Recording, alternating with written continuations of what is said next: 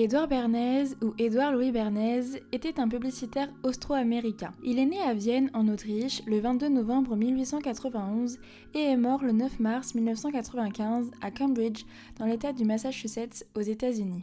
Bonjour à toutes et bonjour à tous.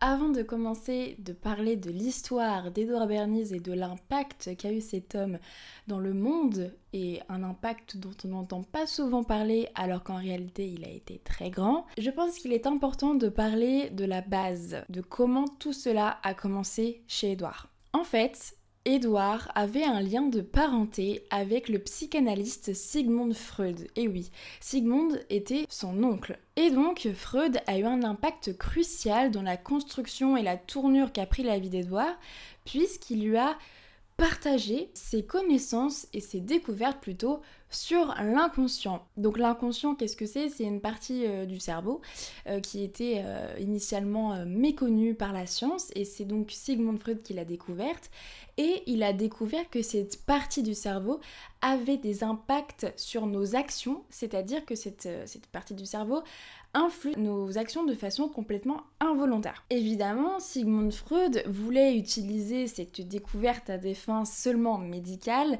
pour soigner les individus qui souffraient de troubles dans leur vie quotidienne dus à cette implication du subconscient. Mais malheureusement, Édouard Bernays n'utilisa pas ses connaissances dans l'objectif initial qu'avait prévu Sigmund Freud, puisque lui, au lieu de l'utiliser pour soigner les individus, il décida de l'utiliser pour les manipuler. Alors voilà, je pense que si Sigmund Freud apprenait ça aujourd'hui, il se retournerait dans sa tombe. Alors, manipuler, mais dans quel but ? Ce qu'il faut savoir, c'est qu'à l'époque où vivait Édouard Bernays, nous étions dans une ère dite très élitiste, c'est-à-dire que le gouvernement au pouvoir pensait que la population, la masse entre guillemets, ne pouvait pas avoir d'avis éclairé sur tous les sujets de la société, et donc qu'il ne pouvait pas réfléchir de façon intellectuelle sur tous les sujets, avoir des avis objectifs, puisqu'il n'avait pas fait d'études ou etc. Et donc il n'aurait pas des bons conseils, des bons avis, et ainsi il représenterait un danger pour la société. Un danger. Alors que, rappelons tout de même que la démocratie, c'est le pouvoir du peuple pour le peuple, et donc que le but de la démocratie, c'est quand même que la majorité donne un avis au gouvernement qui est lui-même censé suivre cet avis et prendre des décisions pour la société en conséquence. Et quand c'est juste le gouvernement qui, entre ses petits ministres et tout ça, décide entre eux, bah ça s'appelle plus trop une démocratie, ça s'appelle plutôt une dictature. C'est pourquoi donc ce gouvernement qui était démocrate, donc ce qui est quand même un petit peu bizarre, ils ont décidé pour respecter la démocratie, ils ont décidé de changer l'opinion publique dans leur sens. Comme ça, bah non mais le peuple il est d'accord avec nous.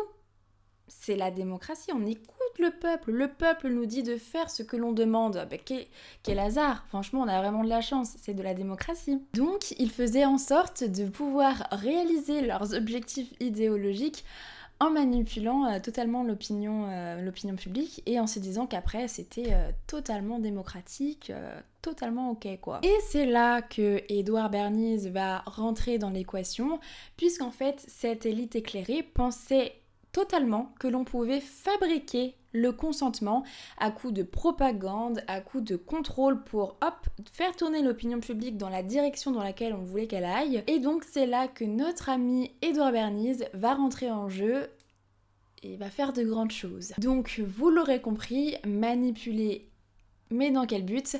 Eh bien pour des intérêts économiques et politiques.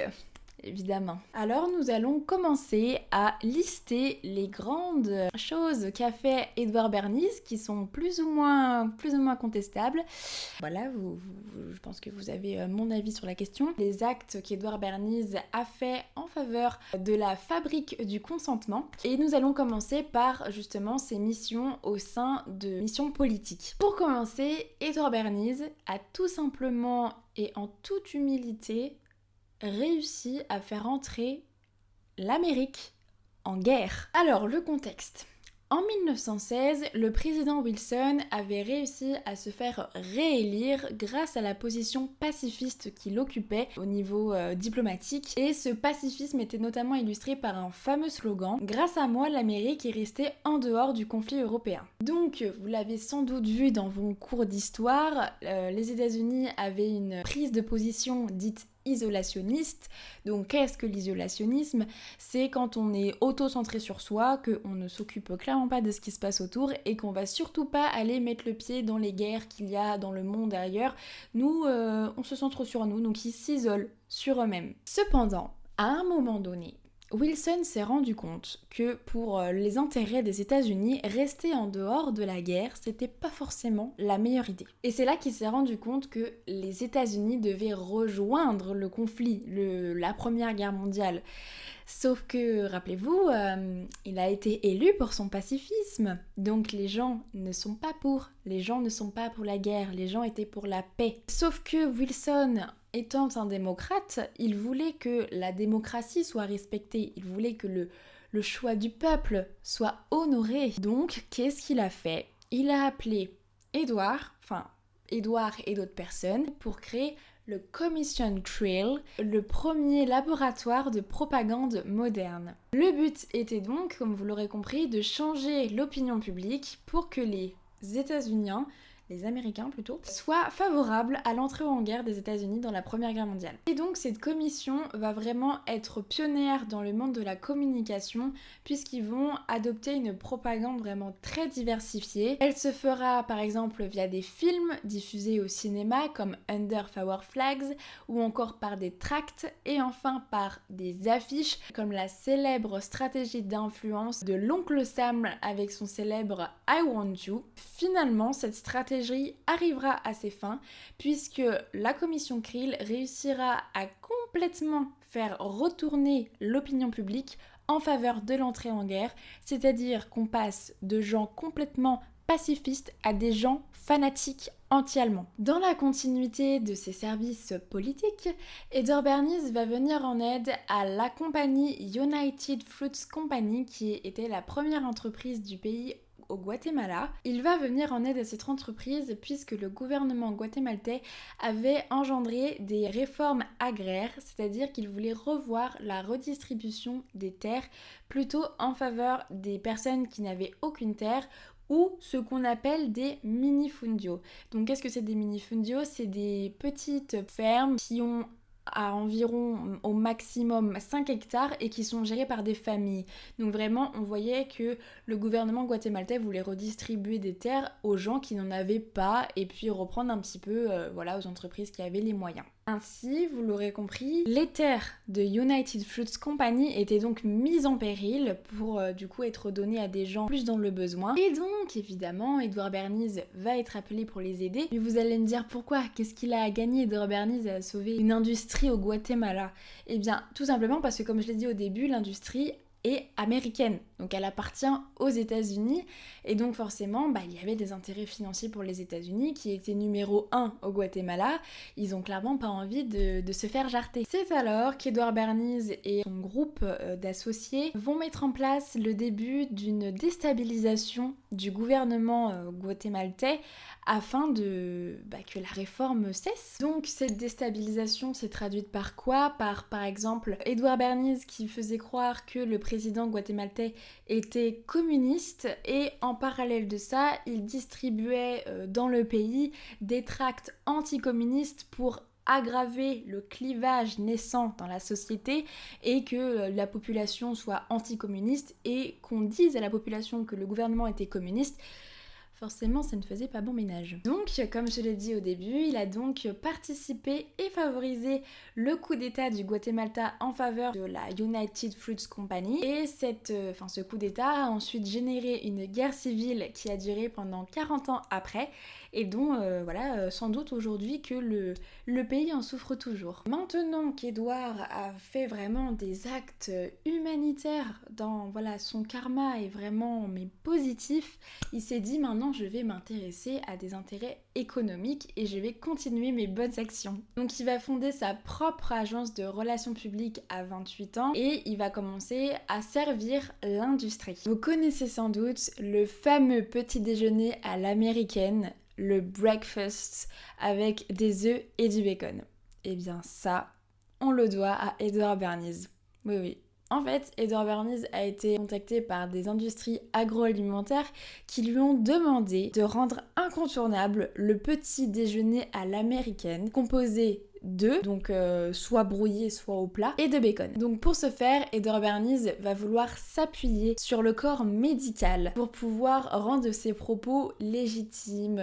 Ça c'est appuyé par des médecins, alors c'est forcément vrai. Du coup, il va demander à quelques médecins de faire des études scientifiques qui vont prouver que manger du bacon et des œufs le matin, c'est santé, que c'est bon pour la santé, etc. Ensuite, une fois ces études faites, qui rendent du coup le propos totalement officiel, c'est dit par des médecins, une certaine autorité, une certaine institution, donc les gens s'y réfèrent, ils font confiance les yeux fermés, et donc il va propager cette étude à 4000 médecins, donc je pense que c'était des médecins généralistes, pour qu'ensuite ces médecins en parlent à leurs patients en disant j'ai reçu cette étude et elle prouve que le petit déjeuner santé c'est des œufs et du bacon, oh là là vous avez du cholestérol, je vous conseille de manger ça, et hop, ensuite c'était du coup conseillé aux patients. Et donc, vous pouvez imaginer que à la suite de cela, les ventes de bacon ont augmenté incroyablement. Et évidemment, le petit déjeuner à l'américaine, le breakfast, devint le petit déjeuner mondialement connu. Quand on pense aux États-Unis, on pense à ça. Et on le doit à Edward Bernays. Enfin, nous allons parler de comment... non mais franchement, ça me fait rire parce que c'est quand même un truc de fou, quoi. Bref, nous allons voir comment Edward Bernays, après, je le répète, avoir fait entrer...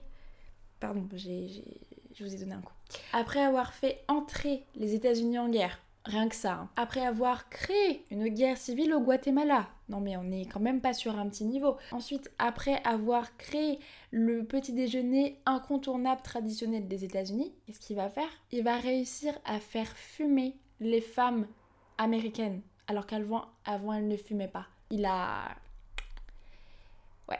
Alors, le contexte, encore une fois, c'est la marque Lucky Strike qui est en fait en pleine faillite. Elle veut cibler une nouvelle cible, les femmes. Puisque, en fait, à l'époque, la cigarette était très très mal vue. Ça a été très démocratisé pendant la guerre et du coup, c'était les hommes qui fumaient, voilà. Et les femmes qui fumaient, c'était très mal vu. C'était vraiment associé aux filles de joie, comme on dit, donc les prostituées, etc. Donc, aucune femme ne fumait parce que c'était socialement mal vu. Donc, ils veulent cibler évidemment les femmes pour augmenter leur chiffre d'affaires puisqu'ils vont vendre à plus de personnes, mais Lucky Strike fait face à deux problèmes. Donc, on l'a dit, les femmes ne veulent pas fumer. Donc bon, quand il y a un vendeur de cigarettes qui veut cibler les femmes, c'est un petit peu problématique. Et deuxièmement, le packaging des cigarettes Lucky Strike était de la couleur verte. Ok, le vert, c'est sympa. Bah non, en fait.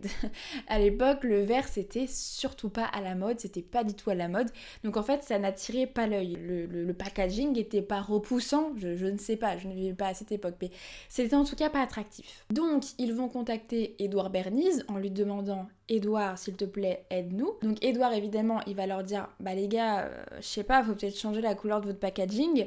Chose évidente, voilà. Mais non, Lucky Strike était tellement endettés, ils étaient tellement dans la merde qu'ils avaient même pas en fait l'argent pour refaire des packaging. Ils avaient trop dépensé justement dans la création de ces packaging là et ils avaient pas assez de ressources pour renouveler. Donc ils ont dit à Edward, désolé, mais il faut que tu nous aides en gardant la couleur verte en fait. En fait on change rien, juste tu nous aides. Donc Edward il s'est dit, ok, on peut pas changer la couleur, ok d'accord, très bien.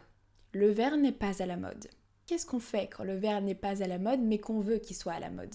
Bien, on va rendre le vert à la mode. Oui, on va rendre le vert à la mode. Qui est capable de ça ? Edward. Et donc, Edward Bernays va dépenser des sommes astronomiques d'argent dans le prêt-à-porter féminin pour rendre le verre à la mode. Non mais, on se rend compte ou pas du bail quoi?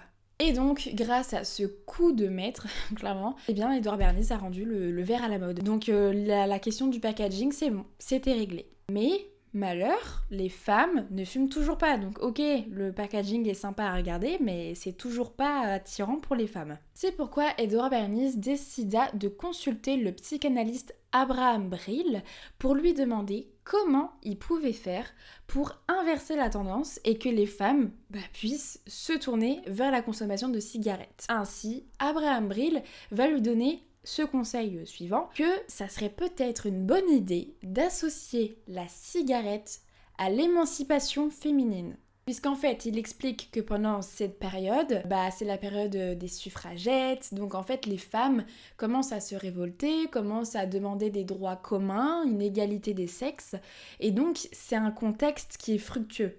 Si on joue sur ce tableau-là, ça va clairement parler aux femmes, ça va clairement marcher. Il va même jusqu'à créer une image, une métaphore avec la cigarette et le féminisme pour relier les deux. Il va parler de torche de la liberté.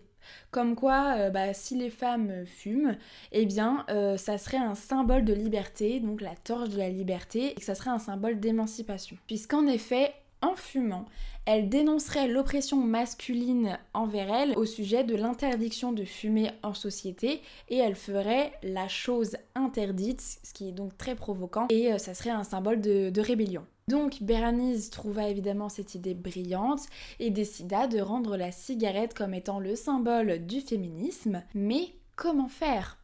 Eh bien, il a profité de la parade annuelle de New York qui se déroule tous les ans du coup pour Pâques pour promouvoir son objectif marketing puisque c'est un moment de l'année où il y a énormément de journalistes et donc il va décider d'utiliser ce moment de l'année où les médias sont présents pour propulser son idée. Donc en fait Bernays a fait fuiter des rumeurs, enfin c'était pas des rumeurs mais il a fait en sorte que ça arrive aux oreilles des journalistes qu'il allait sans doute, oulala, se passer des choses avec les suffragettes. Donc du coup les journalistes étaient aux aguets, ils étaient là, oh là là, on a entendu des choses sur les suffragettes, il va peut-être se passer quelque chose. Donc en fait c'est un événement qui était 100% fabriqué de toutes pièces par Bernays. Il a tout mis en place en fait, en se disant ok, je vais aller à un endroit où il y a plein de journalistes influents, où il y a de la masse, etc.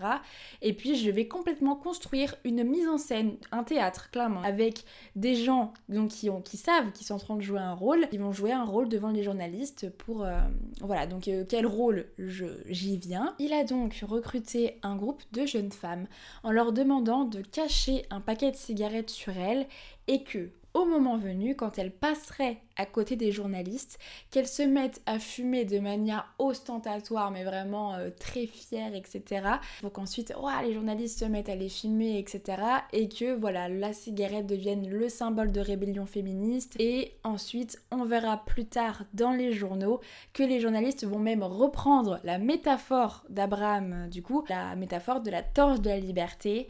Et des grands magazines vont en parler. Et ça y est, ça s'est ébruité dans toute la ville. Et c'est donc en seulement un an, que l'opinion publique des femmes au sujet de la cigarette va complètement changer. Et un an plus tard, les femmes fumaient de façon totalement ouverte et libérée dans les rues, etc. Parce que ça y est, c'était acté, c'était féministe, c'était un signe d'émancipation, c'était même un objectif pour les femmes, je pense, c'est une déduction, mais de fumer pour justement appartenir à ce mouvement féministe. Et voilà, Lucky Strike a pu sauver son entreprise et augmenter son chiffre d'affaires en élargissant sa cible jusqu'aux femmes.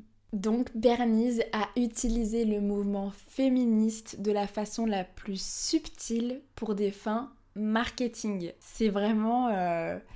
c'est honteux, vraiment, c'est honteux.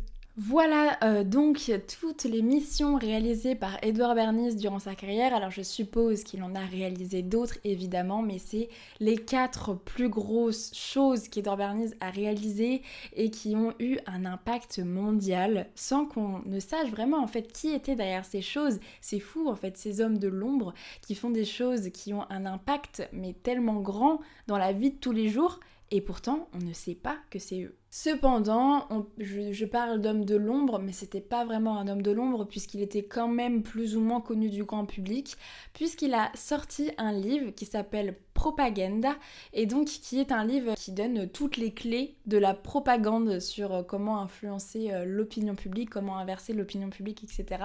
Et c'est en fait un ouvrage de référence en communication, donc il est très connu du coup de tous les grands chercheurs en communication, mais également dans le monde, c'est un livre qui est très connu. Donc voilà, c'était pas finalement un homme de l'ombre, mais je pense pas que énormément de gens sachent vraiment ce qu'il a fait. Donc voilà, j'espère que la vidéo vous a plu. Dites-moi en commentaire si vous connaissiez toutes ces anecdotes sur Édouard Bernays. Moi, je les ai apprises en cours puisque je suis en licence de communication. Donc c'est évidemment un personnage qu'on étudie puisque, comme je le disais, c'est un pionnier. C'est le père de la propagande. Donc en cours, on voit ça.